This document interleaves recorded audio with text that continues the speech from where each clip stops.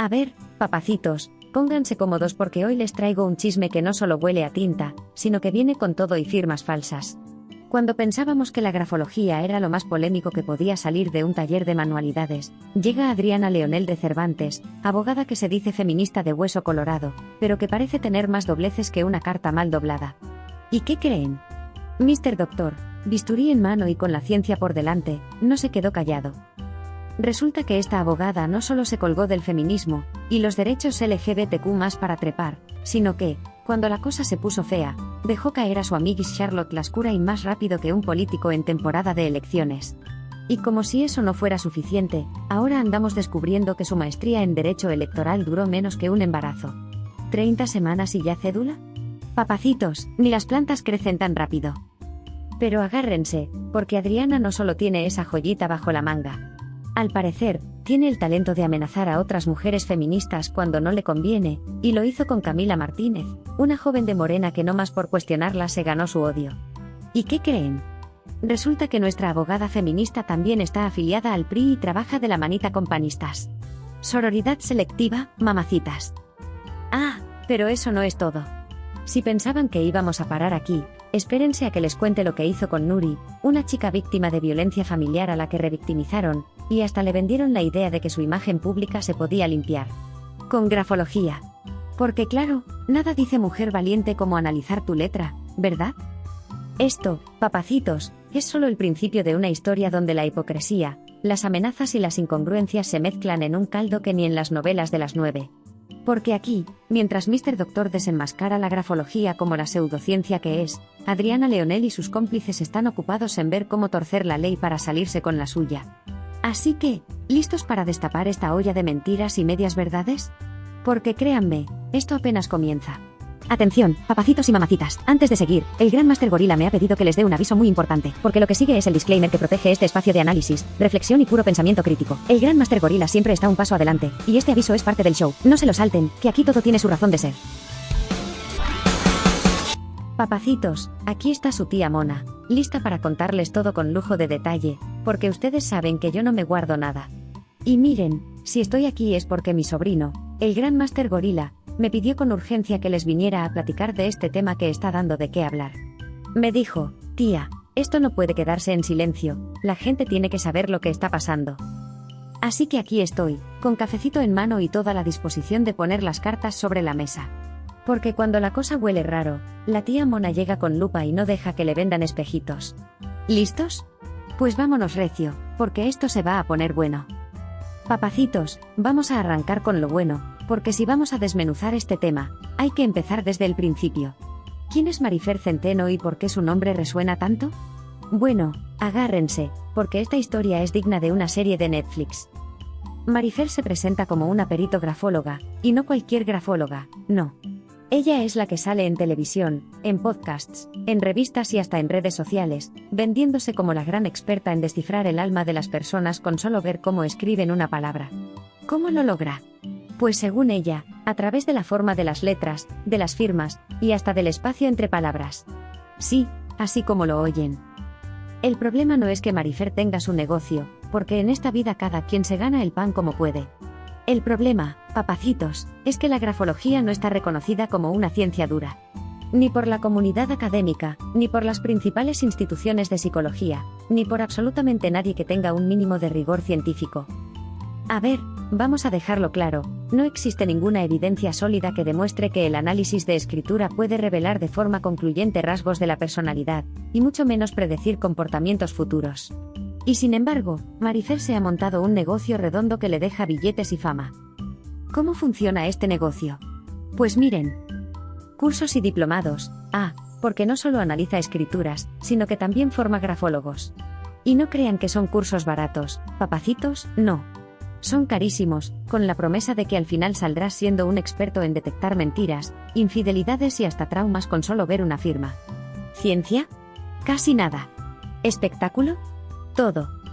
Servicios de peritaje. Marifer ofrece análisis grafoscópicos para juicios laborales, penales y civiles. Pero ojo aquí, porque aunque se presente como perito, la grafología no tiene bases científicas reconocidas en la mayoría de los procesos judiciales. Lo que sí existe es la grafoscopía, que es otra cosa y se usa para verificar firmas o detectar falsificaciones. Pero leer la personalidad por la letra, eso es otro cuento. Consultas privadas, empresarios, políticos, famosos. Todos quieren que Marifer analice sus firmas y escrituras. Y claro, ella está más que lista para ofrecerles respuestas. Que si la letra inclinada indica manipulación, que si la firma con muchas curvas significa inseguridad. Puro análisis que suena bonito, pero que carece de respaldo científico. Y aquí viene lo más interesante, cuanto más la critican, más firme se pone. Porque no crean que Marifer baja la cabeza y dice bueno, tal vez debo revisar mi método. No, papacitos, ella dobla la apuesta y empieza a tachar a sus críticos de ignorantes, envidiosos y hasta de enemigos de la verdad. ¿No les parece sospechoso que una persona que dice tener un método tan sólido reaccione con amenazas y descalificaciones, en lugar de mostrar estudios que respalden su trabajo? Porque miren, la ciencia no necesita defenderse con insultos, se defiende con evidencia. Pero en el mundo de Marifer, la evidencia brilla por su ausencia. Y así, con una sonrisa impecable y un discurso bien armado, Marifer sigue construyendo su imperio. Porque si algo sabe hacer bien es venderse. Y papacitos, cuando el show está bien montado, es difícil que la gente se dé cuenta de que detrás de las luces hay poco que sustente lo que se dice. Ahora bien, papacitos, vamos a entrarle a un tema que es todavía más delicado y que, honestamente, me deja con el café atorado. Resulta que cuando la cosa se empieza a tambalear y las críticas no paran de llover, Marifer no solo saca su discurso de me atacan porque digo la verdad. No. Aquí es cuando entra en juego una de las estrategias más vistas en los últimos años, envolver todo con un moño de causa social.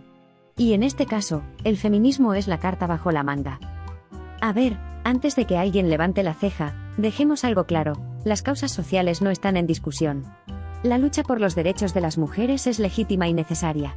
Pero el problema viene cuando esta lucha se convierte en una herramienta de marketing para desviar la atención de cualquier crítica. Marifer ha sabido manejarse como pez en el agua. ¿Cómo? Se presenta como una aliada de las mujeres, una figura que defiende la sororidad, y que levanta la voz por las víctimas de violencia. Pero cuando uno rasca un poquito, lo que sale no siempre coincide con ese discurso. ¿Dónde está el detalle, papacitos? En que Marifer no duda en utilizar su análisis grafológico para opinar sobre casos de violencia, manipulando la narrativa con frases como: su letra refleja manipulación. El trazo revela una personalidad mentirosa. Aquí hay señales claras de que algo no cuadra en su versión. Y de repente, nos encontramos con situaciones donde las víctimas terminan siendo cuestionadas no por pruebas reales, sino por la forma en que escriben. Imagínense qué peligroso es eso. Lo peor es que no falta quien le crea. Porque claro, cuando te venden la idea de que la letra nunca miente, muchos piensan que estas afirmaciones tienen algún tipo de validez. Pero, ¿dónde queda la responsabilidad? ¿Dónde está el límite entre apoyar una causa y usarla para tapar críticas o para mantener un negocio? Y aquí viene la pregunta incómoda, ¿no es revictimización disfrazada de análisis? Porque, vamos, no importa cuántas veces alguien diga estar del lado de las mujeres, si estás utilizando herramientas sin sustento científico para influir en la percepción de un caso de violencia, lo que realmente estás haciendo es ponerte del lado del espectáculo. Y no me malinterpreten, papacitos, esto no es cuestión de errores de interpretación. Aquí hablamos de un patrón que se repite, cuando conviene, se es aliada, cuando no, se analizan letras para cuestionar a quien haga falta.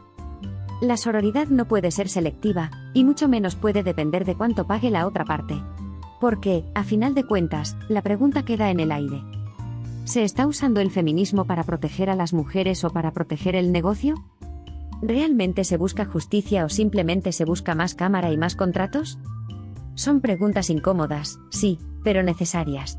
Porque cuando se empieza a jugar con temas tan delicados como la violencia de género, no se puede permitir que la pseudociencia se mezcle en el camino. El dolor de una víctima no se mide por la forma en la que escribe. Y eso es algo que no se debería olvidar jamás. Ahora, papacitos, entremos en terreno pantanoso, porque si algo queda claro en esta historia es que cuando la cosa se pone fea, Marifer no se queda de brazos cruzados. Y no es que salga con pruebas científicas en mano a defender su método. Nada de eso.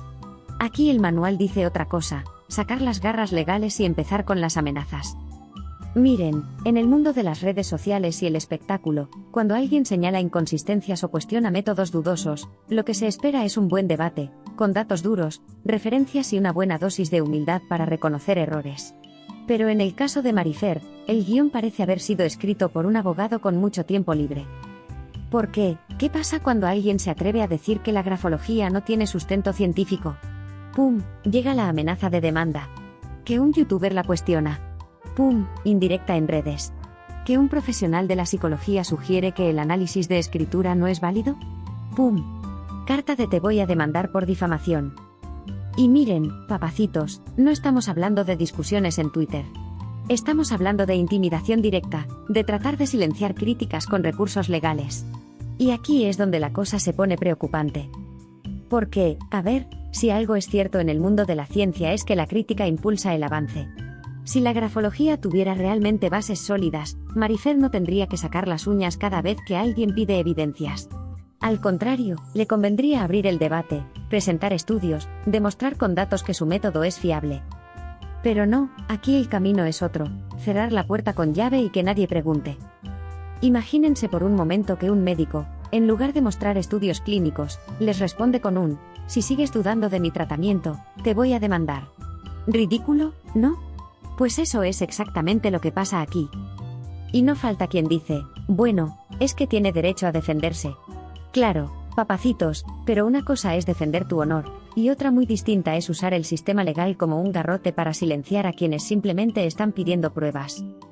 Ahora, lo más irónico de todo esto es que mientras Marifer amenaza con demandas, la evidencia científica sigue brillando por su ausencia. Y eso, papacitos, es lo que más ruido hace. Porque a ver, si cada vez que alguien la cuestiona la respuesta es un abogado tocando la puerta, ¿qué nos dice eso del método? ¿Por qué no hay estudios publicados en revistas serias que avalen la grafología como una herramienta válida para analizar personalidad? ¿Por qué en lugar de ofrecer argumentos, se recurre a callar voces? ¿No es sospechoso que la defensa principal sea legal y no científica? Papacitos, la tía Mona se los dice claro, cuando la evidencia falta, el ruido legal sobra. Y mientras Marifer siga más enfocada en enviar cartas que en presentar datos, su credibilidad seguirá pendiendo de un hilo muy delgado. Así que la próxima vez que escuchen que alguien se defiende con demandas, pregúntense: ¿se está defendiendo la verdad o se está protegiendo un negocio? Papacitos, ahora llegamos a una parte que, francamente, me deja con la ceja levantada. Porque una cosa es vender un producto envuelto en palabras bonitas, y otra muy distinta es adornarlo con títulos que, cuando les rascas tantito, se caen como castillo de naipes. Resulta que Marifer Centeno no solo se vende como grafóloga, sino que también se pasea con el título de perito calígrafo y experta certificada por diversas instituciones. Y claro, para la mayoría de la gente, eso suena rimbombante, como si estuviera respaldada por universidades de renombre o por la mismísima NASA. Pero, papacitos, si uno se detiene a investigar, la historia cambia bastante. Primero, hagamos una distinción muy importante que muchos confunden y que, por supuesto, Marifer no se preocupa en aclarar. La caligrafía forense o grafoscopía sí es reconocida en el ámbito judicial. Es la disciplina que compara firmas y documentos para detectar falsificaciones. Aquí hay métodos, estudios y procesos bien definidos. La grafología, por otro lado, se vende como un análisis de personalidad basado en la escritura.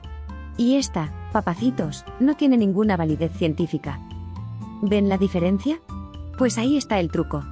Marifer se mueve en esa línea delgadita entre grafoscopía y grafología, y la gente, al escuchar perito calígrafo, asume que todo lo que dice tiene el mismo peso científico. Pero no, papacitos, no es así. Y esto nos lleva a la gran pregunta, ¿de dónde vienen sus títulos?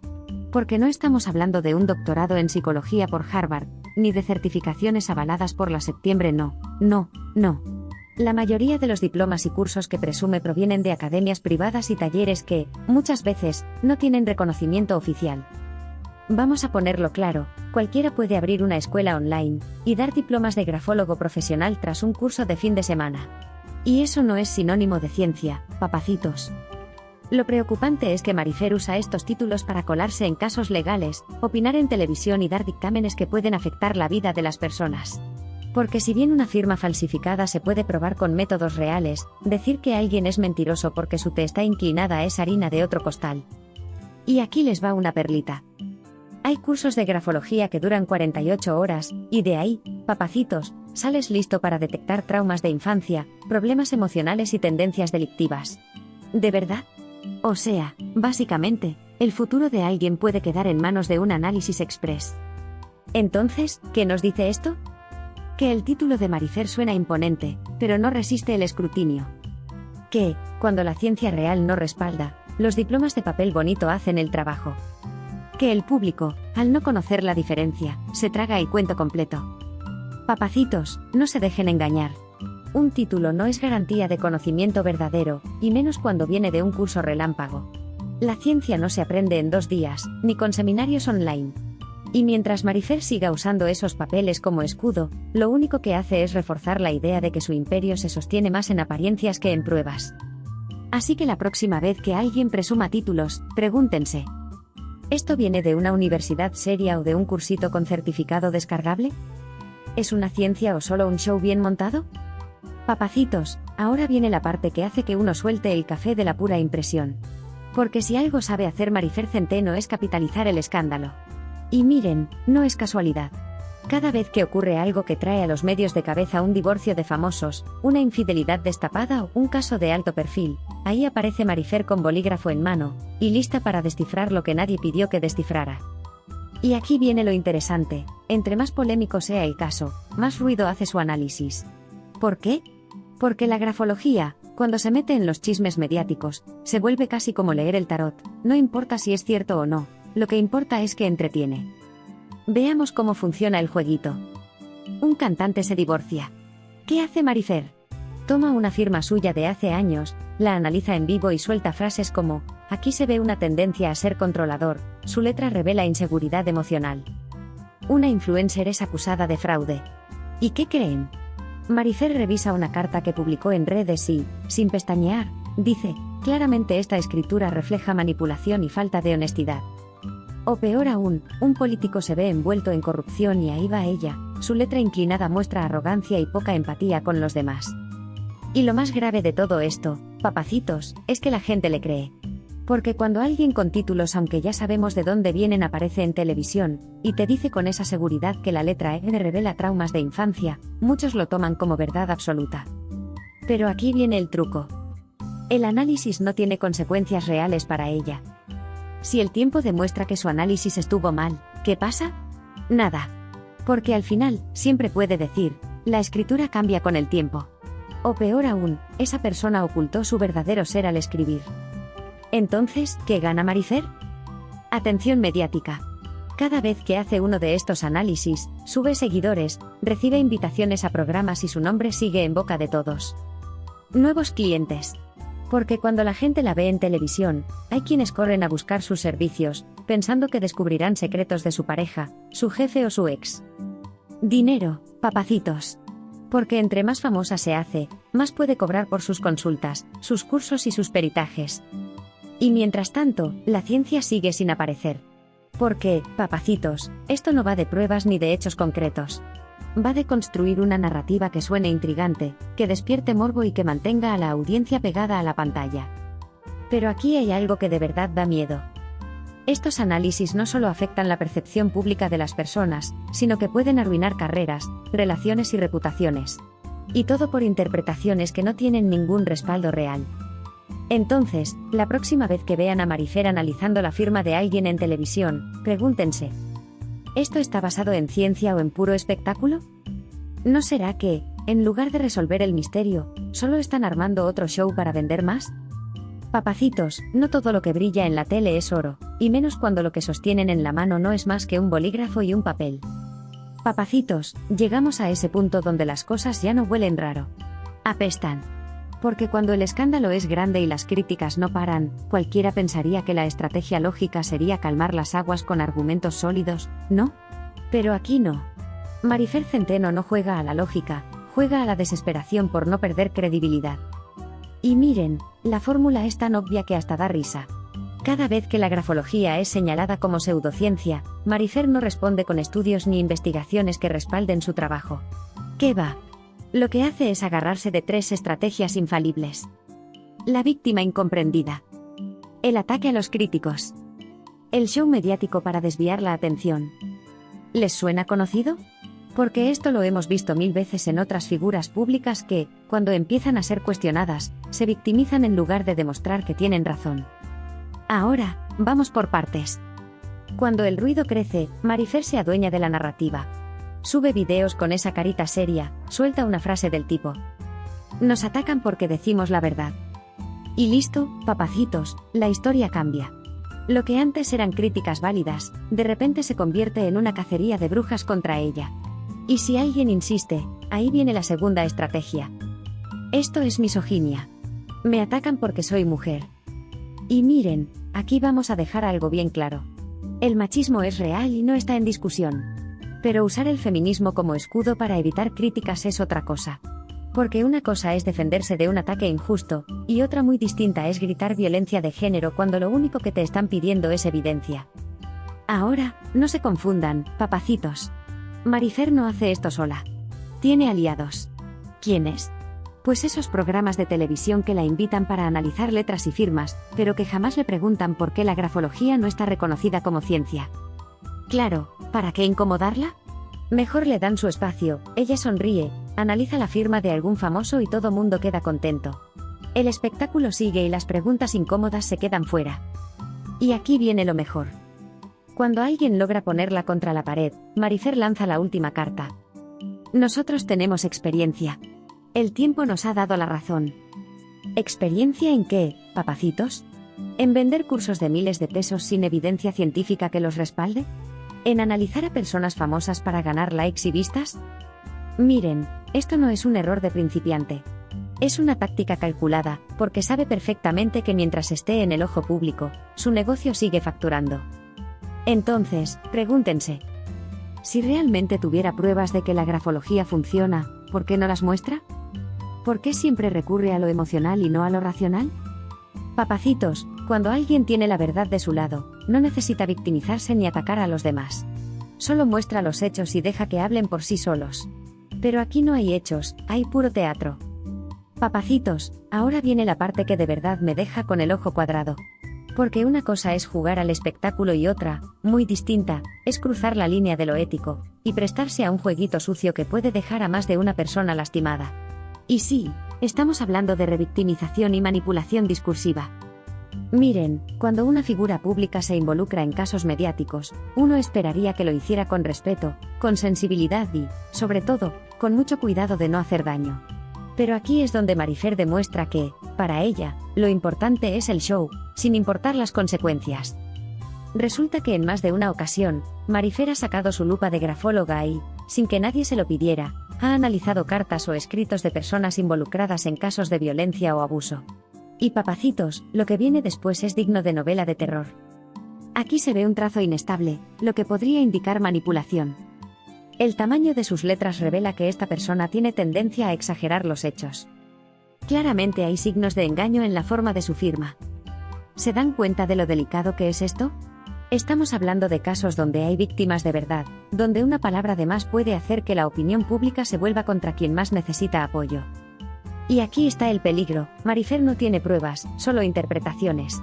Pero cuando lanza estas frases en televisión o en redes, muchos lo toman como verdad absoluta. Imaginen por un segundo que una mujer denuncia a su agresor, y mientras el caso avanza, Marifer aparece diciendo que según su letra, la víctima está mintiendo. ¿Qué pasa después? Las redes estallan, la gente empieza a dudar y, sin querer, se pone en entredicho el testimonio de una persona que ya de por sí está pasando por un infierno. Y no es que esto haya pasado una vez por error. Es un patrón.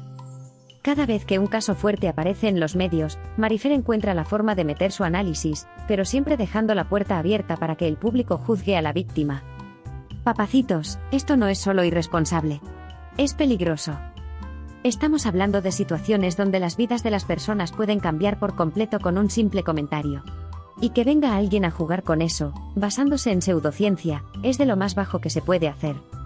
Y claro, cuando esto se señala, ¿qué hace Marifer? Se escuda en su frase favorita: es solo una interpretación, yo no estoy afirmando nada. Pero papacitos, el daño ya está hecho. Porque aunque diga que no es concluyente, el morbo vende, y la audiencia se queda con la idea de que si Marifer lo dijo, por algo será. Así que pregúntense: ¿qué tan ético es usar un método sin validez científica para influir en casos de violencia o abuso? ¿Por qué una persona que dice defender a las mujeres termina cuestionándolas con trazos y garabatos? ¿No es esto exactamente lo contrario de la sororidad que tanto pregona? Papacitos, el respeto por las víctimas no debería tener excepciones, y mucho menos debería ponerse en juego para ganar un poco de fama y seguidores. Pero aquí estamos, viendo cómo el show se impone por encima de la empatía. Papacitos, llegamos al momento donde las cosas se ponen claras como el agua. Y turbias como el lodo al mismo tiempo. Porque si bien aquí hemos estado desmenuzando las tácticas de Marifer Centeno, es hora de preguntarnos algo esencial: ¿qué dice la comunidad científica sobre la grafología? Miren, no es que yo lo diga, ni que mi sobrino el gran Master Gorila lo haya sacado de la manga. Esto viene directamente de las voces que sí saben, de gente que ha dedicado su vida a la psicología, a la neurociencia y al análisis forense. ¿Y saben qué dicen, papacitos? La grafología no es reconocida como una ciencia confiable. Así de simple y contundente. Vamos con datos duros, para que no haya dudas. La American Psychological Association, APA, que es como la mamá de las instituciones de psicología en el mundo, ha sido clarísima: la grafología no tiene evidencia que la respalde como una herramienta válida para diagnosticar personalidad. La Royal Society, la sociedad científica más antigua del mundo, tampoco registra estudios serios que sustenten la grafología como algo más que una curiosidad sin bases firmes. Bases de datos científicas como PubMed o Scopus, donde se publican las investigaciones más serias, no tienen estudios sólidos que demuestren que la escritura puede revelar con precisión rasgos de carácter. Lo que hay, papacitos, son artículos que desacreditan la grafología. ¿Quieren más? Porque aquí viene la joya. Cuando se han hecho metaanálisis y revisiones de estudios sobre grafología, los resultados han sido claros. No hay correlación fiable entre la escritura de una persona y sus rasgos psicológicos. Los niveles de acierto de los grafólogos son tan bajos que equivalen a adivinar al azar. Entonces, ¿por qué Marifer sigue con este cuento? Pues porque su negocio no depende de la ciencia, sino del espectáculo. Miren, la psicología real es complicada, y cuando alguien quiere respuestas rápidas y fáciles, la grafología se vende como pan caliente. Es mucho más sencillo decir tu letra revela que eres inseguro que pasar por un proceso serio de evaluación psicológica que requiere tiempo, pruebas y análisis. Pero ahí está el problema: lo fácil no siempre es lo correcto. Ahora, papacitos, aquí viene la pregunta clave. Si la ciencia ya dejó claro que esto no funciona, ¿por qué Marifer sigue defendiéndolo con uñas y dientes? La respuesta es simple: porque funciona para el show, pero no para la verdad. Y mientras la gente no cuestione, ella sigue ganando. Papacitos, cuando se trata de temas tan delicados como la salud mental, las relaciones o incluso procesos legales, no podemos permitir que el entretenimiento se disfrace de ciencia. Porque en el momento que lo hacemos, le estamos dando la espalda a la verdad. Todo comenzó con un enfrentamiento que, a primera vista, parecía un pleito más entre figuras públicas. Pero conforme uno rasca, el panorama se torna más turbio, con capas de manipulación, falsas banderas y agendas ocultas. Ahí está Adriana Leonel de Cervantes Ascencio, abogada de currículum extenso y autodenominada feminista, que apareció en escena con la bandera de la justicia y el empoderamiento. Desde el primer momento dejó claro que no era cualquier abogada, sino una defensora de los derechos político-electorales de las mujeres con cédulas, maestrías y reconocimientos que, según ella, la colocan en la cima de la lucha por la igualdad de género. Y del otro lado, tenemos a Mr. Doctor, Octavio Arroyo, médico y divulgador que no se anda con rodeos. Su canal se ha convertido en una trinchera donde la ciencia y el sentido común son las armas principales. ¿El blanco de su última cruzada? La grafología. Porque, claro, decir que se puede descifrar la personalidad de alguien por cómo hace la A con más curva o sin cerrarla, o es como afirmar que el horóscopo del periódico dictará tu destino financiero. El primer encontronazo vino cuando Adriana Leonel, con micrófono en mano y pose de autoridad, lanzó una serie de acusaciones en contra de Mr. Doctor.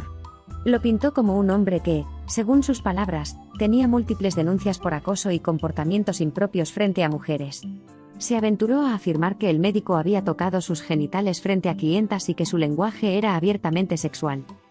Pero aquí es donde las cosas empiezan a oler raro. Porque, cuando se le pidió a Adriana pruebas concretas, las denuncias brillaron por su ausencia. Ni una carpeta, ni una constancia, ni un documento. Nada. Lo único que quedaba eran palabras, un eco que, con el tiempo, se fue desvaneciendo. Y mientras tanto, Mr. Doctor no se quedó callado. Con bisturí en mano metafórico, Claro comenzó a diseccionar cada acusación, mostrando los vacíos, las inconsistencias y las incongruencias en el relato de Adriana. Y así llegamos a Charlotte Lascurain, otro personaje clave en este embrollo. Charlotte, conocida por sus análisis de lenguaje corporal, también se sumó al coro de acusaciones. No solo apoyó las palabras de Adriana, sino que utilizó su plataforma para amplificar el mensaje. Aquí es donde las cosas empiezan a encajar: la abogada, la analista de lenguaje corporal y la supuesta víctima formando un frente común. Pero no pasó mucho tiempo antes de que esa unión comenzara a desmoronarse. Cuando la marea mediática se tornó en su contra, y las inconsistencias empezaron a salir a la luz, Adriana fue la primera en deslindarse. De repente, la abogada que estaba dispuesta a sentar un precedente dejó de ser la defensora de Charlotte. Las redes explotaron con tweets donde Adriana negaba tener relación alguna con el caso, argumentando que nunca fue abogada de Charlotte. Ahí fue cuando muchos comenzaron a preguntarse, ¿de qué se trataba realmente todo esto? ¿Justicia o conveniencia? Este primer acto del conflicto revela algo que va más allá del simple desacuerdo entre dos figuras públicas. Pone sobre la mesa el uso de movimientos sociales como el feminismo y el colectivo LGBTQ+ para fines personales, y cómo ciertas figuras se cuelgan de estas causas cuando les conviene, pero las abandonan sin remordimiento cuando dejan de ser rentables. Esto, papacitos, es solo el comienzo. Vamos a desarrollar el segundo punto, profundizando en la doble moral y el uso de movimientos sociales como herramienta de conveniencia. Aquí va. Si hay algo que quedó claro en esta historia es que, para algunos, el feminismo y el activismo LGBTQ+ no son banderas de lucha, sino accesorios de temporada. Y Adriana Leonel parece haber dominado ese arte como pocas. Desde el primer momento, Adriana se presentó como la abogada que toda mujer querría tener en su esquina. Hablaba de sororidad, de defender a las víctimas, de luchar contra el sistema patriarcal, y de proteger a las mujeres de abusos y violencia. Se erigió como una especie de heroína moderna, lista para enfrentar a cualquier hombre que osara levantar la voz. Pero, ¿qué pasa cuando las víctimas no encajan en su narrativa o cuando defenderlas deja de ser conveniente? Ahí es donde la capa de heroína se guarda en el armario. Un ejemplo clarísimo de esto fue su relación con Charlotte Lascurain. En un principio, Adriana se alineó con Charlotte, defendiendo sus declaraciones contra Mr. Doctor y validando sus acusaciones. Todo era solidaridad, apoyo incondicional y frases hechas como "estamos contigo, hermana". Pero cuando la marea se tornó en su contra y Charlotte comenzó a perder credibilidad mediática, Adriana desapareció como por arte de magia. De repente, la misma abogada que había prometido sentar un precedente negó cualquier vínculo con Charlotte. Es más, ni tardó ni perezosa en deslindarse públicamente, dejando claro que ella no era la abogada de Charlotte. Curioso, porque hay mensajes, capturas de pantalla y videos donde ambas se lanzaban flores y se mostraban como una fuerza unida. Pero, claro, cuando la presión aumenta, es más fácil dejar caer a otros. Y esto no fue un caso aislado. Adriana también ha utilizado la bandera LGBTQ+ cuando ha visto una oportunidad política o mediática. En el caso de Kim Chantal, por ejemplo, inicialmente expresó su apoyo y habló de la importancia de defenderla contra la violencia de género. Pero, ¿qué pasó después? Exacto, el mismo patrón. Cuando se trató de acciones concretas y de asumir riesgos, el respaldo se desvaneció.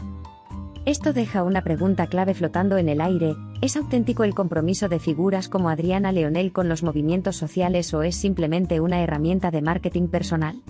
Porque una cosa es cierta: la sororidad y la empatía no deberían ser selectivas. Lo más preocupante es el daño que este tipo de actitudes genera en las verdaderas causas. Las mujeres y personas LGBTQ+ que de verdad necesitan apoyo y justicia terminan siendo las más afectadas cuando estas figuras desvirtúan el discurso con agendas personales. ¿Cómo confiar en alguien que abandona a sus propias compañeras cuando la situación se complica? Ejemplos sobran, pero el patrón es siempre el mismo. Adriana aparece en los momentos mediáticos, se cuelga de los reflectores, y cuando las cosas se tornan difíciles, se deslinda y busca la próxima causa rentable. Papacitos, esto no es feminismo. Esto es oportunismo envuelto en papel rosa. Y lo peor es que empaña la verdadera lucha de quienes sí están ahí, sin cámaras ni reflectores, peleando por causas justas. Y si creías que esto era todo, espera, porque las amenazas, las redes de contactos políticos y la intimidación directa son el siguiente nivel de esta historia. Vamos con el punto 3, amenazas y uso de contactos políticos. Aquí es donde la historia empieza a sentirse más como una serie de suspenso que como un conflicto legal. Porque, una cosa es defender a tus clientes con argumentos sólidos, y otra muy distinta es usar tu red de contactos y amenazar a cualquiera que se atreva a cuestionarte.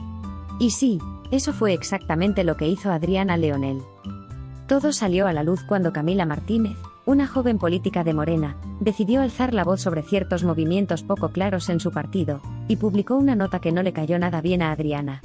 Lo que siguió fue casi de película: mensajes intimidantes, advertencias veladas y, por supuesto, amenazas de demandas por daño moral. Imagina el escenario: Camila publica una nota en un grupo de WhatsApp y, en cuestión de minutos, le llega un mensaje directo de Adriana. No un oye, aclaremos esto, no. Fue un te estás exponiendo a una demanda por daño moral, y ya hay varias personas en la lista. Así, sin filtro. Como quien manda un recordatorio de que la cuenta del gas está por vencer. Pero la cosa no terminó ahí. Adriana dejó claro que no estaba sola en esto. Agregó que Luisa te ubica perfecto, haciendo referencia a su clienta, la diputada Luisa Gutiérrez. Básicamente, Camila no solo estaba lidiando con Adriana, sino con toda una red de mujeres en el poder dispuestas a hacerle la vida imposible. Y mientras Camila intentaba procesar lo que acababa de pasar, empezaron a llover mensajes de apoyo de otras mujeres que, sorpresa, también habían sido amenazadas por Adriana. Lo más irónico de todo esto es que sucedió en un espacio supuestamente feminista. Un grupo de mujeres que, en teoría, debía ser un lugar seguro, se convirtió en un campo de batalla donde Adriana ejercía su poder sin dudarlo. Con todo respeto, eso es una amenaza, escribió una de las mujeres del grupo. Y otra agregó: ¿vamos a aceptar que se hable así en este espacio? La respuesta fue casi unánime: no. Pero Adriana no parecía preocupada. Lo curioso de esta situación es la contradicción que representa. Adriana, quien se presenta como una abogada feminista y defensora de las mujeres, terminó replicando patrones de intimidación y abuso de poder que tanto critica. Porque, si amenazar a una mujer joven con demandas, y utilizar contactos políticos para acallarla no es violencia, entonces, ¿qué es? La sororidad, al parecer, tiene letra chiquita. Funciona mientras estés de acuerdo con Adriana y sus clientas. Pero si te atreves a cuestionarlas, te enfrentas a una red de amenazas y contactos que operan en la sombra. Y aquí es donde la historia se torna aún más preocupante. Porque si Adriana es capaz de movilizar contactos y amenazas contra mujeres dentro de su mismo movimiento, ¿qué no será capaz de hacer contra aquellos que no comparten sus ideales? Esto no es defensa feminista, es clientelismo con perspectiva de género. Es usar una causa legítima para intimidar a quien no encaja en su narrativa. Ahora, ¿cuántas mujeres han guardado silencio por miedo a este tipo de represalias? ¿Cuántas han preferido evitar confrontaciones para no enfrentarse a este tipo de sororidad condicionada? Este no es un caso aislado ni una anécdota menor. Es un recordatorio de que el poder, cuando se mezcla con impunidad, genera monstruos que operan bajo discursos progresistas pero replican dinámicas de opresión. Y si creías que las amenazas terminaban aquí, espera a escuchar la historia de Nuri. Porque si lo de Camila fue preocupante, lo de Nuri es simplemente indignante. Vamos a desarrollar el punto 4, el caso de Nuri y la revictimización. Aquí es donde la historia toma un giro aún más oscuro, y nos muestra las verdaderas consecuencias de la irresponsabilidad de ciertas figuras públicas. Si lo de Camila ya parecía una advertencia sobre el poder mal ejercido, lo de Nuri es una bofetada de realidad que no podemos ignorar. Nuri no es una figura pública, no tiene seguidores masivos ni conexiones políticas. Es una mujer común que, como muchas otras, ha tenido que lidiar con problemas de salud mental y el estigma que esto conlleva. Su historia podría haber pasado desapercibida si no fuera porque decidió denunciar públicamente la violencia que vivió a manos de su propia familia. El problema comenzó cuando Nuri, bajo tratamiento psiquiátrico, empezó a mostrar efectos secundarios típicos de los medicamentos, lentitud en sus movimientos, en su habla y una expresión que muchos malinterpretan. Para su familia, esto no era una señal de que necesitaba apoyo, sino una excusa para golpearla. Sí, sus propios familiares la agredieron física y emocionalmente. Desesperada, Nuri subió un vídeo a redes sociales mostrando las agresiones. Y aquí, en lugar de encontrar empatía o justicia, se topó con alguien que terminó de hundirla, la grafóloga que defiende a Adriana Leonel. Imagínate esto: en lugar de cuestionar a los agresores o demostrar solidaridad con Nuri, la grafóloga analizó el vídeo y determinó, a partir de movimientos y gestos, que Nuri estaba mintiendo. Es decir, una mujer golpeada, con problemas de salud mental, fue desacreditada públicamente con argumentos basados en nada más que observaciones subjetivas y sin ningún tipo de fundamento científico. ¿El resultado? Una avalancha de odio en redes sociales hacia Nuri. Personas desconocidas empezaron a atacarla, acusándola de fingir su condición, de manipular la situación e incluso de merecer lo que le había pasado. Pero eso no es lo peor. Lo realmente indignante es que Nuri, en un acto de desesperación, decidió contactar directamente a la grafóloga que había provocado todo este caos. ¿Y qué respuesta recibió? ¿Una disculpa? ¿Un intento de enmendar el daño? No. Lo que recibió fue una propuesta comercial disfrazada de ayuda. La grafóloga le sugirió que, si quería limpiar su imagen pública, le enviara una carta escrita a mano para analizarla y, de paso, grabar un vídeo diciendo que Nuri era una mujer valiente. ¿Se dan cuenta de la perversidad de esto? Le estaba ofreciendo venderle una disculpa pública a cambio de jugar con el mismo engaño que la había desacreditado en primer lugar. La respuesta de Nuri fue tan simple como devastadora, pero es que yo ya te envié mi carta antes. Y aún así, la grafóloga seguía dispuesta a grabar ese vídeo, demostrando que nunca necesitó la carta para empezar. Aquí es donde se ve claramente el nivel de charlatanería. El supuesto análisis de personalidad por medio de la escritura no era más que un pretexto para lucrar con la vulnerabilidad de las personas. Para rematar, cuando Nuri le expresó lo mal que la estaba pasando con el hate, ¿saben qué le respondió la grafóloga? Pero velo por el lado amable, ahora ya tienes muchos seguidores. Como si ser agredida y humillada públicamente fuera algún tipo de premio de consolación. Este caso es un reflejo perfecto de cómo la falta de regulación sobre disciplinas pseudocientíficas puede causar un daño real y duradero. No es solo un chiste sobre escribirla o cerrada o abierta. Es la diferencia entre ayudar a una víctima o destrozarla públicamente. La irresponsabilidad mediática de figuras como esta grafóloga no solo perpetúa estigmas, sino que refuerza dinámicas de poder que silencian a las víctimas. Y detrás de ella, como un respaldo legal, está Adriana Leonel. Entonces, cuando Adriana se presenta como defensora de los derechos de las mujeres, la pregunta es, ¿de cuáles mujeres? Porque a Nuri no la defendió. A Nuri la entregaron al escrutinio público y la revictimizaron por completo. Y esto es importante porque muestra una tendencia preocupante. Hay quienes utilizan movimientos legítimos como el feminismo para proteger ciertas figuras mientras hacen oídos sordos ante las violencias que ellas mismas ejercen. El caso de Nuri no debería quedar como una anécdota más. Es un recordatorio de que, mientras exista impunidad para quienes practican este tipo de engaños, las víctimas seguirán acumulándose. Así que, la próxima vez que alguien hable de grafología como una herramienta de justicia, pregúntate si realmente están buscando la verdad o solo están vendiendo ilusiones a costa del sufrimiento de otros. El tema de la escuela judicial electoral es uno de esos casos donde, al rascar un poco, no solo encontramos inconsistencias, sino que nos damos cuenta de que hay algo aún más turbio detrás. Y ojo, papacitos, porque aquí no estamos hablando de un simple error administrativo. Estamos hablando de la fábrica de títulos express que forma parte de quienes terminan tomando decisiones que afectan nuestras vidas. Adriana Leonel presume con orgullo sus títulos, y no hay duda de que tiene credenciales. Pero cuando empezamos a ver de dónde vienen algunas de ellas, las cosas se empiezan a desmoronar más rápido que un examen sorpresa para el que no estudiaste. La Escuela Judicial Electoral, EJE, de donde Adriana obtuvo su maestría, parece un lugar serio a simple vista. Después de todo, está vinculada al Tribunal Electoral del Poder Judicial de la Federación, TEPF. Suena bien, ¿verdad? Pero como dice el dicho, no todo lo que brilla es oro. ¿Por qué es relevante esto? Porque Adriana Leonel se presenta como experta en derecho electoral y género. Es más, desde 2021 ya andaba presumiendo ser presidenta de Redes Electorales, una organización que supuestamente defiende los derechos políticos de las mujeres. Pero hay un pequeño detalle, en 2021, Adriana ni siquiera había terminado su maestría. Aquí es donde empieza el desmadre. Resulta que la cédula de maestría de Adriana tiene como fecha de expedición el 2024, lo que nos indica que su experiencia de años en derecho electoral es más bien una ilusión temporal. Pero no la juzguemos tan rápido, porque tal vez simplemente es muy visionaria, y empezó a ejercer antes de graduarse. La duración express de la maestría. Lo que realmente levanta cejas es la duración de esta maestría. Porque aquí no estamos hablando de 2 años de clases intensas, lecturas interminables y tesis que te quitan el sueño. No, papacito. Esta maestría dura apenas 30 semanas. 30 semanas. Es decir, poco más de 6 meses. ¿Sabes qué dura más? El embarazo de un bebé. Y no es exageración.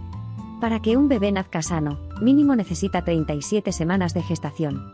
Pero en esta escuela, en menos tiempo que eso, te conviertes en maestro del derecho electoral con cédula profesional y todo. Comparémoslo con otras áreas. En medicina, por ejemplo, una especialidad dura 4 años y una subespecialidad puede añadir 2 o 3 años más. En total, un médico especialista puede pasar hasta 10 años estudiando para obtener las credenciales que avalan su experiencia. Pero en la Escuela Judicial Electoral, basta con 30 semanas. ¿Y qué materias ven? Derechos políticos. Sistemas democráticos. Taller de análisis de casos. Nada de teoría profunda, nada de prácticas rigurosas. Básicamente, lo que podrían enseñarte en cívica y ética de secundaria, pero con un nombre más rimbombante. La incongruencia educativa. Y si esto no te parece suficiente, agárrate, la EGE no fue reconocida oficialmente por la septiembre para expedir cédulas hasta 2018. Es decir, antes de 2018, los títulos que entregaban eran papel mojado. Esto significa que una escuela encargada de formar a los servidores públicos que vigilan las elecciones en México apenas tiene 6 años de reconocimiento oficial. Y a pesar de eso, ya tienen 9 generaciones de maestrías. ¿Cómo es posible? Si apenas tiene 6 años con reconocimiento, ¿de dónde salieron esas 9 generaciones? A menos que sean cursos intensivos cada 6 meses, lo cual solo refuerza lo absurdo de este modelo educativo. El problema de fondo.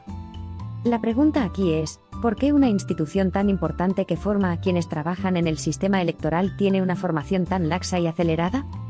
¿No deberíamos exigir que quienes están a cargo de velar por la democracia tengan una preparación exhaustiva y rigurosa? Porque una cosa es formar burócratas con prisa, y otra muy distinta es preparar a expertos que realmente puedan tomar decisiones justas. Aquí no se trata de desacreditar el esfuerzo de quienes estudian en esta escuela. Pero, si tu formación dura lo mismo que una temporada de una serie de Netflix, algo no está bien. ¿Y Adriana qué tiene que ver con todo esto? Adriana Leonel se cuelga de estos títulos express, y los utiliza como carta de presentación para validar sus opiniones y decisiones. Pero el problema no es solo ella. El problema es todo un sistema que permite que esto pase, y que valida prácticas pseudocientíficas como la grafología dentro del mismo ámbito judicial. Y no es paranoia. Es la realidad que enfrentamos en México, donde mientras unos se matan estudiando durante años para recibir salarios modestos, otros obtienen títulos en menos de un año y terminan ganando el triple. Así que la próxima vez que alguien con una cédula de la EGE venga a hablarte de justicia electoral, pregúntale, ¿esa maestría te la dieron en 30 semanas o en 37? Porque, si es lo segundo, tal vez podamos confiar en que al menos duró más que un embarazo. El tema de la manipulación de la paridad de género es un ejemplo clarísimo de cómo, cuando se abren puertas con buenas intenciones, siempre hay quien mete el pie para sacar ventaja. Y no me malinterpreten, papacitos. La lucha por la igualdad y los derechos de las mujeres ha sido fundamental, pero, ¿qué pasa cuando las reglas se convierten en un campo de juego para el oportunismo? Resulta que, en un intento por garantizar que haya más mujeres en cargos públicos, se implementaron las acciones afirmativas de paridad de género. Esto obliga a que la mitad de los cargos políticos sean ocupados por mujeres. Suena justo, ¿no? Claro que sí, hasta que alguien con menos escrúpulos que un vendedor de pirámides decidió usar estas reglas a su favor de la forma más descarada. El caso de Peribán, un hombre se hizo pasar por mujer trans para ganar. Imagínate esto, un hombre cisgénero, que nació hombre y se identifica como hombre, se levanta un día y decide que quiere ser alcaldesa. ¿Cómo lo logra? Fácil. Se registra como mujer trans. Así, automáticamente entra en la cuota de género y obtiene el cargo. Esto no es una leyenda urbana ni una exageración. Pasó en Peribán, Michoacán, donde Martín Alexander Escalera Bautista recibió su constancia de mayoría como alcaldesa para el periodo 2024-2025.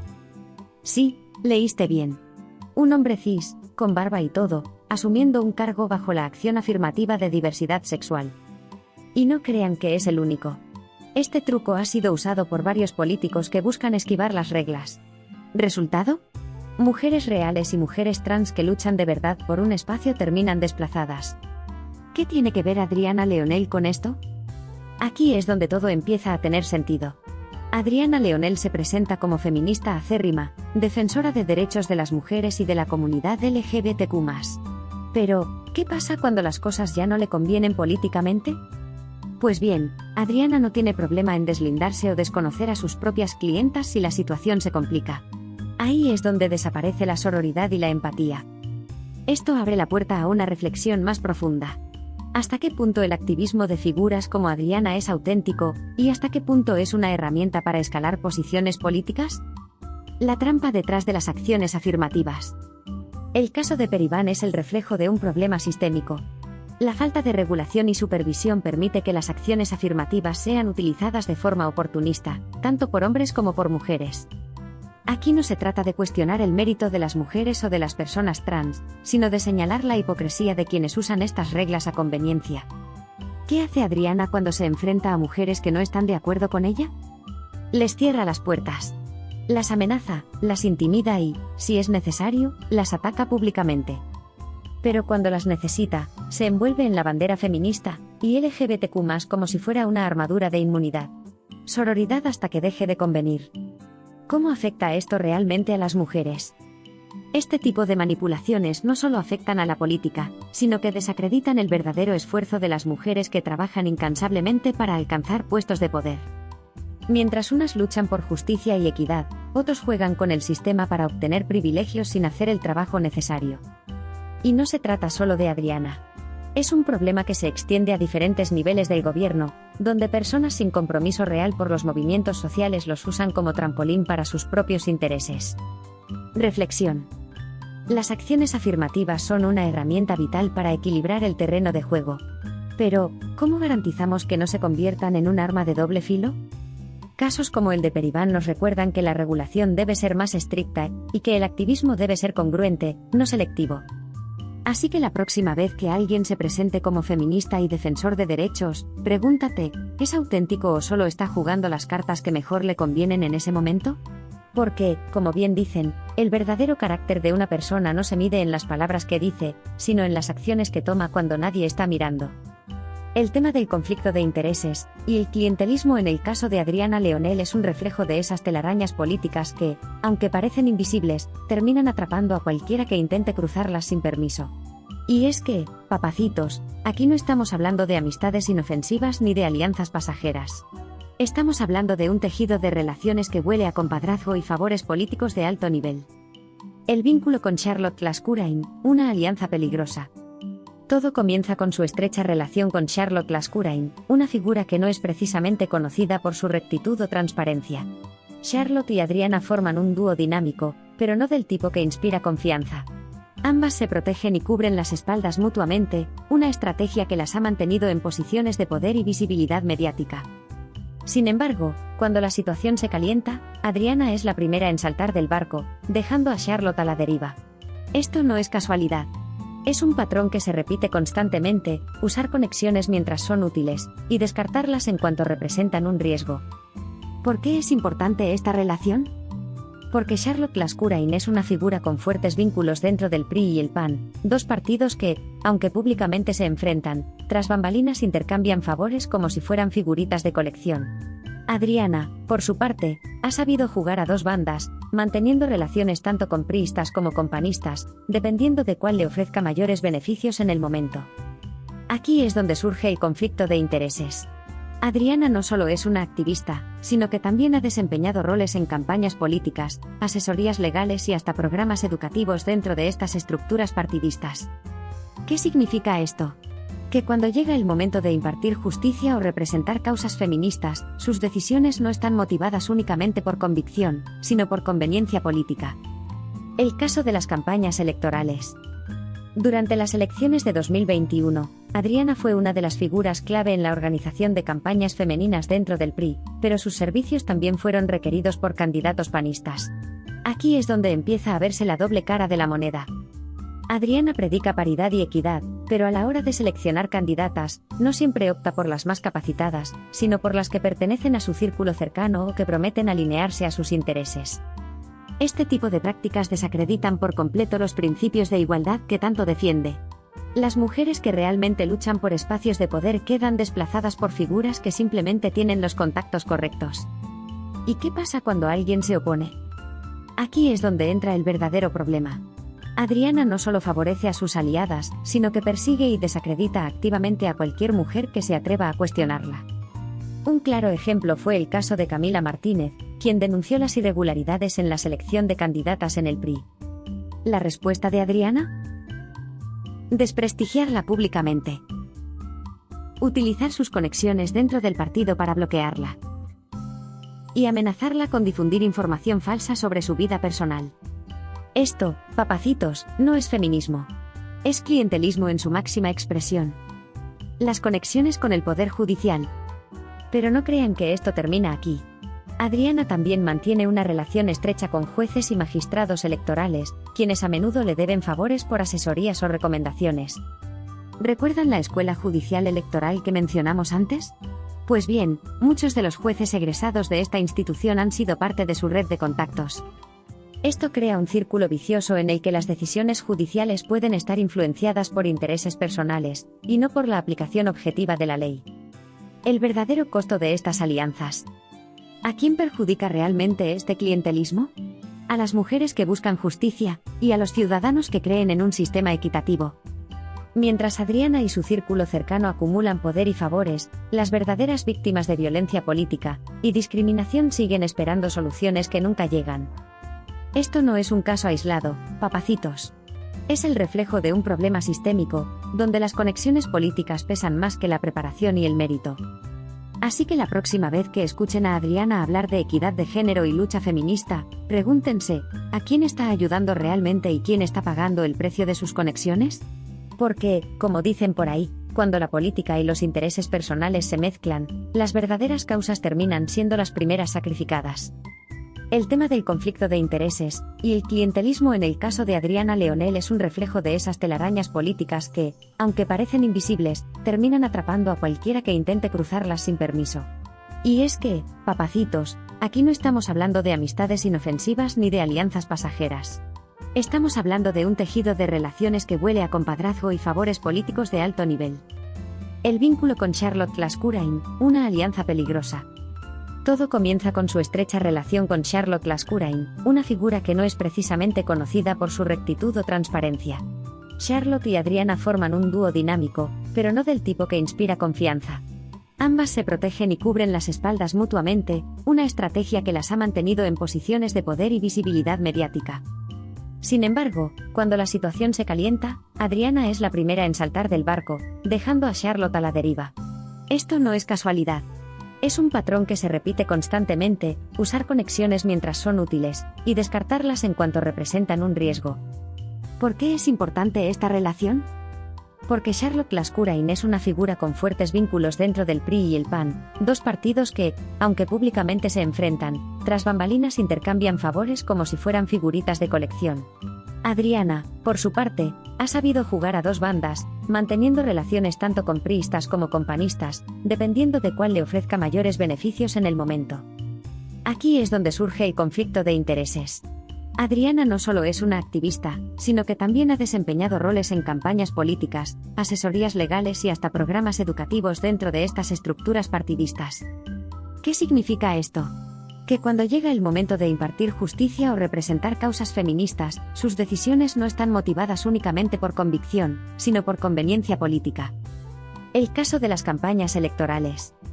Durante las elecciones de 2021, Adriana fue una de las figuras clave en la organización de campañas femeninas dentro del PRI, pero sus servicios también fueron requeridos por candidatos panistas. Aquí es donde empieza a verse la doble cara de la moneda. Adriana predica paridad y equidad, pero a la hora de seleccionar candidatas, no siempre opta por las más capacitadas, sino por las que pertenecen a su círculo cercano o que prometen alinearse a sus intereses. Este tipo de prácticas desacreditan por completo los principios de igualdad que tanto defiende. Las mujeres que realmente luchan por espacios de poder quedan desplazadas por figuras que simplemente tienen los contactos correctos. ¿Y qué pasa cuando alguien se opone? Aquí es donde entra el verdadero problema. Adriana no solo favorece a sus aliadas, sino que persigue y desacredita activamente a cualquier mujer que se atreva a cuestionarla. Un claro ejemplo fue el caso de Camila Martínez, quien denunció las irregularidades en la selección de candidatas en el PRI. ¿La respuesta de Adriana? Desprestigiarla públicamente. Utilizar sus conexiones dentro del partido para bloquearla. Y amenazarla con difundir información falsa sobre su vida personal. Esto, papacitos, no es feminismo. Es clientelismo en su máxima expresión. Las conexiones con el Poder Judicial. Pero no crean que esto termina aquí. Adriana también mantiene una relación estrecha con jueces y magistrados electorales, quienes a menudo le deben favores por asesorías o recomendaciones. ¿Recuerdan la escuela judicial electoral que mencionamos antes? Pues bien, muchos de los jueces egresados de esta institución han sido parte de su red de contactos. Esto crea un círculo vicioso en el que las decisiones judiciales pueden estar influenciadas por intereses personales, y no por la aplicación objetiva de la ley. El verdadero costo de estas alianzas. ¿A quién perjudica realmente este clientelismo? A las mujeres que buscan justicia, y a los ciudadanos que creen en un sistema equitativo. Mientras Adriana y su círculo cercano acumulan poder y favores, las verdaderas víctimas de violencia política y discriminación siguen esperando soluciones que nunca llegan. Esto no es un caso aislado, papacitos. Es el reflejo de un problema sistémico, donde las conexiones políticas pesan más que la preparación y el mérito. Así que la próxima vez que escuchen a Adriana hablar de equidad de género y lucha feminista, pregúntense, ¿a quién está ayudando realmente y quién está pagando el precio de sus conexiones? Porque, como dicen por ahí, cuando la política y los intereses personales se mezclan, las verdaderas causas terminan siendo las primeras sacrificadas. Conflicto de intereses y clientelismo, la red invisible de Adriana Leonel. Papacitos, ahora sí vamos a desmenuzar el verdadero tejido de influencias y favores que rodea a Adriana Leonel. Si pensaban que la historia se limitaba a mentiras y manipulaciones mediáticas, déjenme decirles que esto es solo la punta del iceberg. Cuando hablamos de clientelismo en el ámbito judicial y político, nos referimos a una red de favores y palancas donde los contactos valen más que los méritos. Y si algo ha quedado claro, es que Adriana juega este juego con maestría, utilizando su cercanía con figuras clave del PRI y PAN para asegurar su lugar en el tablero. El PRI y el PAN, dos banderas, una misma estrategia. Primero, es necesario aclarar que Adriana Leonel no es ajena a los pasillos del poder. En registros públicos, queda claro que está afiliada al PRI, pero eso no la detiene de trabajar de la mano con figuras panistas y participar en organizaciones encabezadas por líderes de derecha. Esta dualidad no es casualidad, mis papacitos. Es estrategia pura. Cuando el PRI no le ofrece suficiente ventaja, se arropa en el PAN. Y cuando el PAN queda corto, se cuelga del feminismo o de la comunidad LGBTQ+ para ganarse la simpatía del público. Pero cuando llega el momento crítico, como con Charlotte Lascurain, la abandona y se deslinda con la velocidad de un político en temporada electoral. Clientelismo disfrazado de activismo. Adriana Leonel se mueve en un terreno delicado. Se ostenta como feminista, abogada de derechos electorales y defensora de mujeres vulnerables, pero detrás de esa fachada se oculta una agenda política que la impulsa a buscar cargos, contratos y favores. El problema es que, en lugar de luchar por las causas sociales de manera genuina, las instrumentaliza para fortalecer sus conexiones políticas. Un claro ejemplo fue el caso de Camila Martínez, una joven de Morena que se atrevió a cuestionar públicamente la corrupción y prácticas turbias de algunas diputadas. ¿Y qué hizo Adriana? Amenazas directas. Cuando alguien levanta la voz contra sus intereses, no duda en usar sus conexiones para intimidar y silenciar.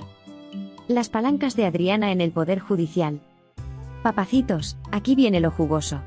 No es coincidencia que Adriana Leonel esté posicionada en colectivos como 50+1, que tienen representación en diversos estados y acceso a altas esferas del poder.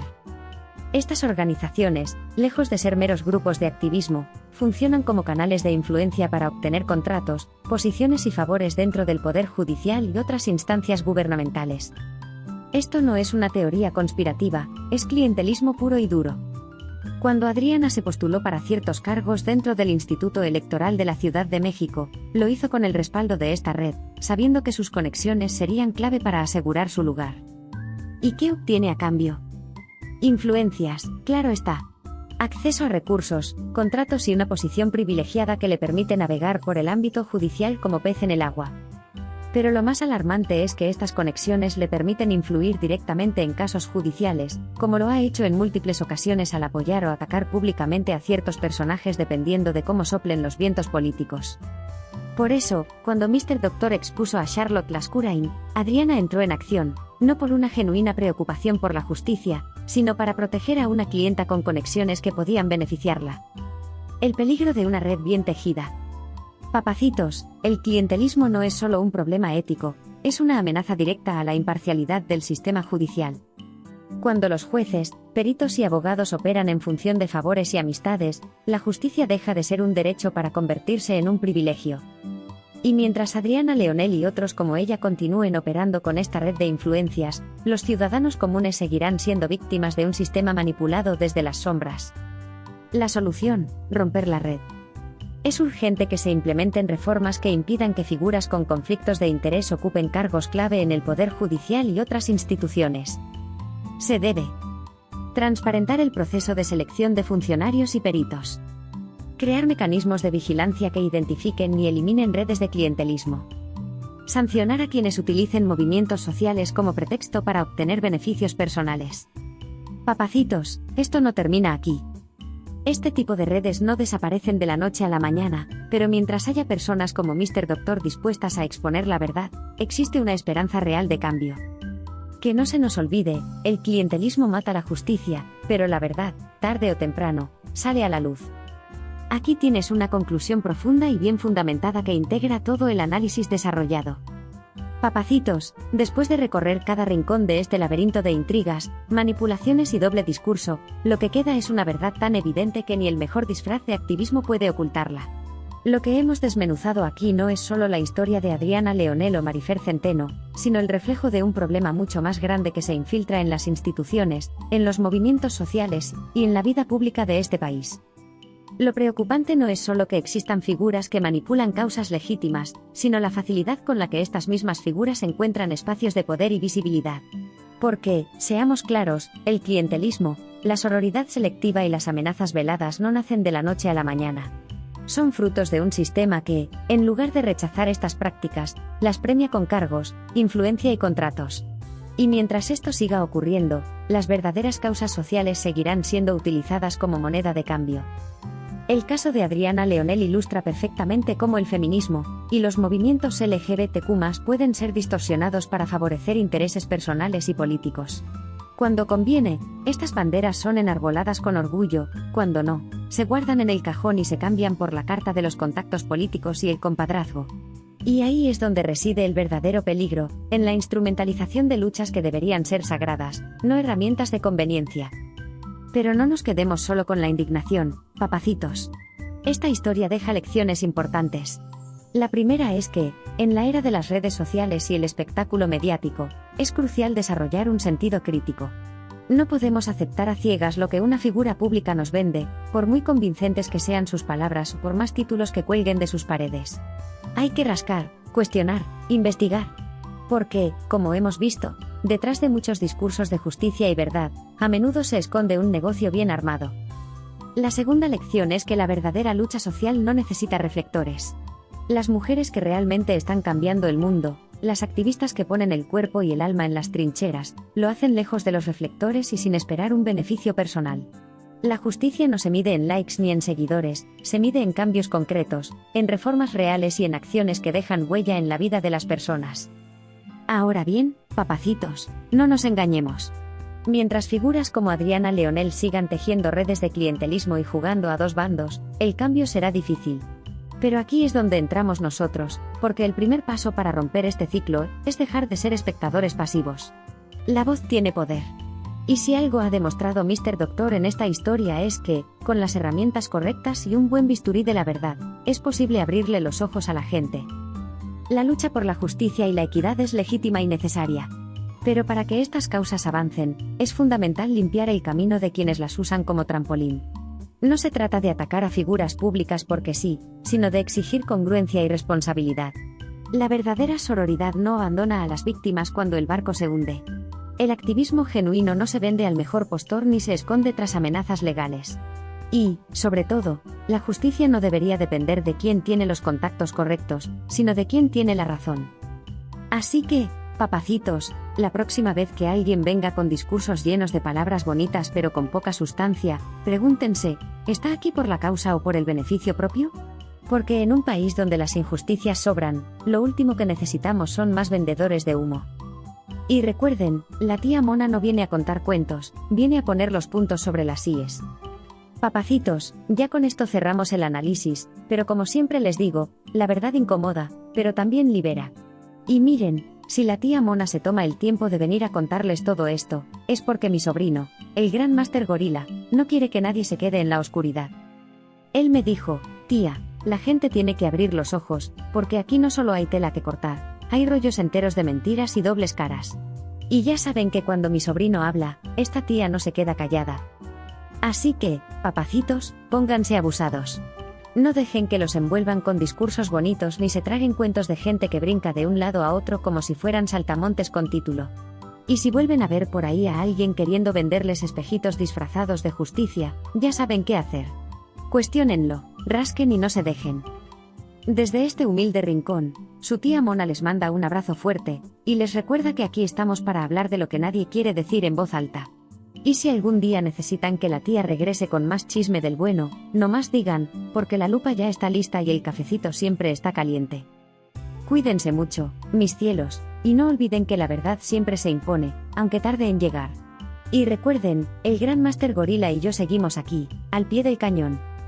Nos vemos en el próximo capítulo de este hermoso circo llamado realidad. Besos y nos vemos pronto.